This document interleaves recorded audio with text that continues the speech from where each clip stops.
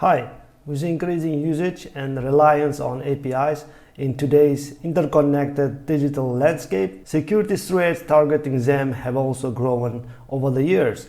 In 2023, the Open Web Application Security Project identified the new top 10 threats to API security. In this video, we'll explore each threat and learn how APISIX can protect against them with examples. The first one in our list, broken object level authorizations. It happens when the APIs often expose endpoints that handle object identifiers, which can lead to object level access control issues. And attackers can exploit these vulnerabilities to gain unauthorized access to data. Let's take an example of healthcare institution. They usually offer online patient portal.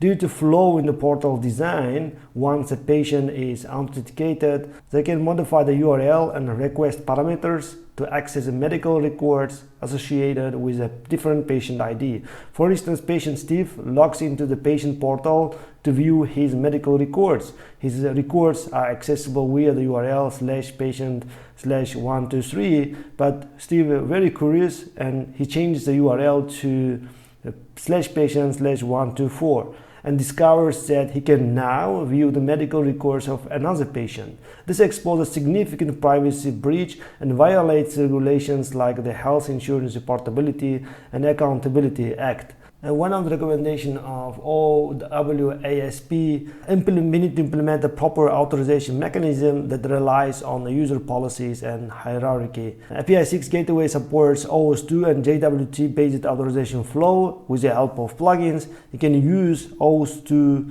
policy to verify the token on each request. You can also use a fine-grained access control through the APISIX role-based access control system by integrating with Open Policy Agent.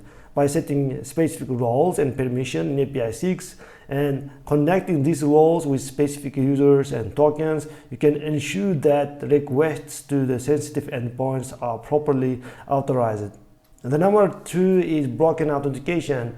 Incorrectly implemented authentication mechanisms can allow attackers to compromise authentication tokens, or simply attacker can do brute force login towards endpoints because there is no rate limiting implemented. Assume that there is a banking system implemented a custom authentication mechanism. However, due to lack of proper security review and testing, there was a spot in the authentication process. Specifically, after user entered into the system using their username and password, the system generated a predictable session token, such as a combination of the username, maybe the timestamp, and attacker aware of this defect, and it could easily predict the session token of another user. First, understand all the possible authentication flows to the APIs and try to not reinvent the wheel in the authentication process, because APISIX supports standard OpenID Connect authorization flow. Instead of predictable session tokens, APISIX can integrate with external identity providers like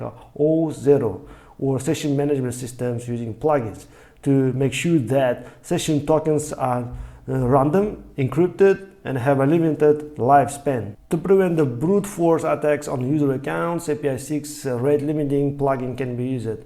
This ensures that if there are multiple failed login attempts in a short period by the specific IP or the user, that request is temporarily blocked, and it makes data privacy and integrity in the platform. And APISIX supports also SSL, TLS encryptions. This makes user credentials and other sensitive data encrypted even during this transmission.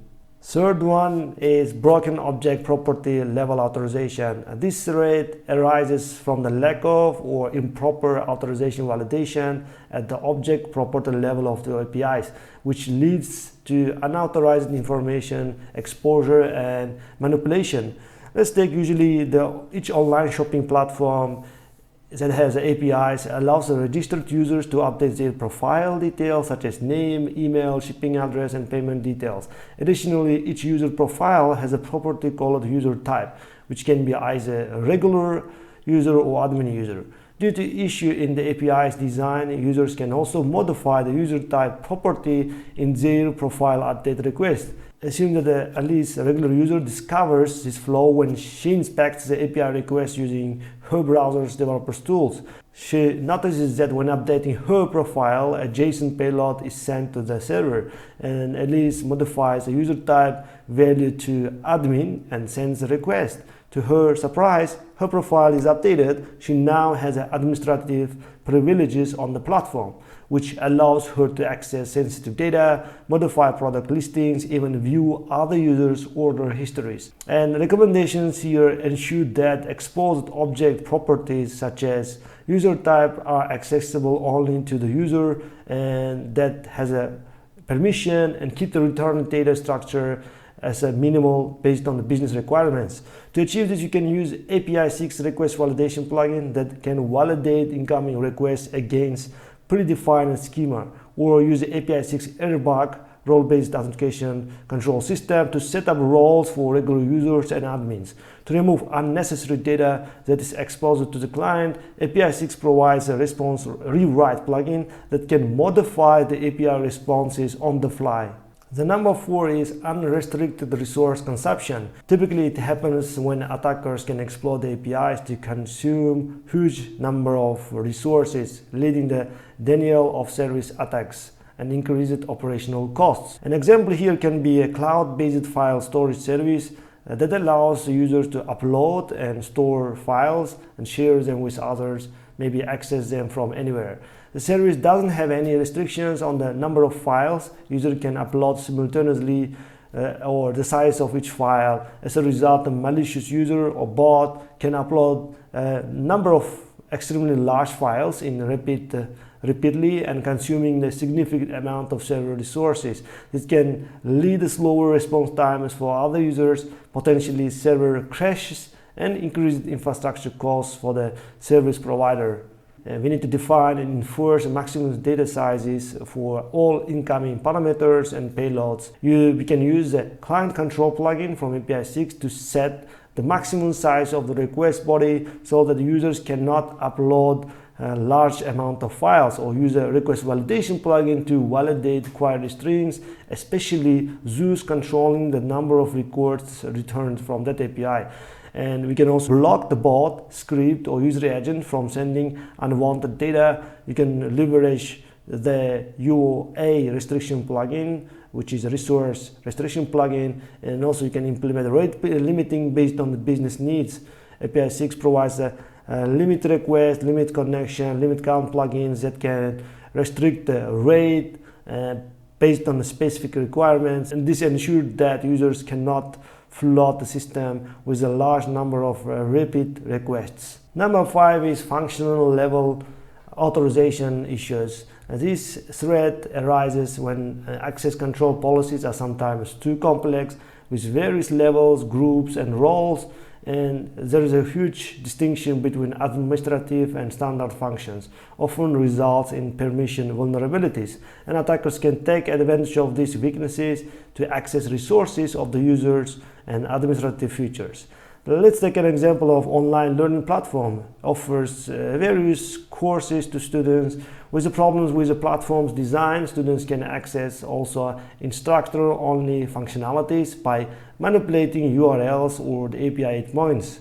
For instance, a student might discover that by changing URL from /student/dashboard to /instructor/dashboard, they can access instructor's dashboard, allowing them to modify the course content, or such as grade assignments, or even add or remove the courses, or maybe modify the scores for each subject. And here's the recommendations: try to deny all access by default and require explicit grants for specific roles, and ensure that administrative controllers inherit from the controller that implement authorization checks based on the user roles. With APISIX, you can create a consumer or group of consumers to give different access control for users.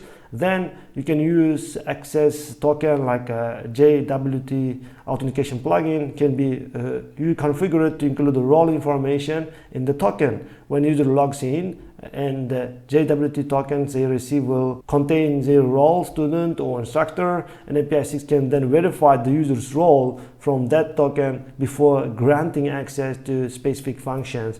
Especially if you're using the API Stable Enterprise, it allows you admins to limit API access to particular users and groups, and you can also set up access per request or access per user basis. Thank you for watching. If you want to learn more about APISIX, and please subscribe to our channel, click on the bell to receive notifications about new videos.